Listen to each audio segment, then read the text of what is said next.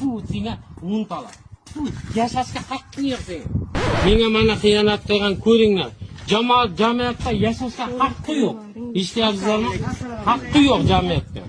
Hamma meni xo'rlagan yetimning borqi monglayini bitib ishlasa, shu o'sib o'sib ketardi borqi yetim bachalar. Yig'ladi kecha telefon o'ziga ham telefon qildi. Rossiyalardan ham e'landi qayt deb. Men kechiraman dedim mahliya. Hammasini kechirdim. Otasi bilan enasi aytgandan keyin kechirdim.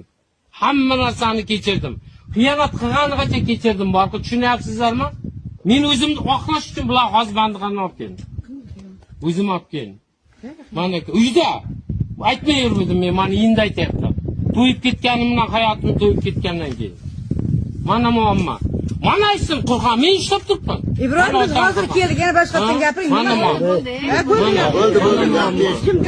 Mana aytsin. Mana aytsin, otasiga gapirdi. Mana otasiga gapirsin. Bu internetga chiqardi.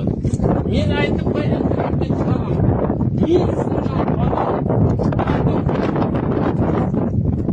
Men aytgan, hamma narsa aytgan. O'zi reklama qilsa, talanglar bit, mendan talanglar bit. Minjirakka xalqning ichida talanglar. Talang. Yo'q, men yashamayman. Men yashamayman. Mana otasi. Jamoatga shunday xotin bordir, qiladi. Yashashga haqqi bormi? Bu senga 10 tala. Bu yashashga haqqing yo'q senga. Nima yo'qale? Bari yo'qal billah.